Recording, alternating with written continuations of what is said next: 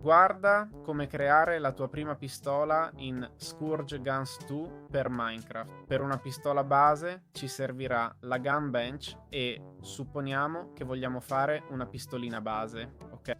Ad esempio, avremo bisogno prima di tutto di un gun grip, ok? Che serve fondamentalmente per impugnare l'arma. Avremo bisogno di assi, selce e ciottoli.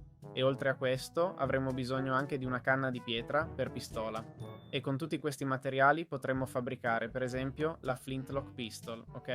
E avremo bisogno anche di un antico blueprint. Più avanti vi spiegherò come ottenerlo senza alcun problema.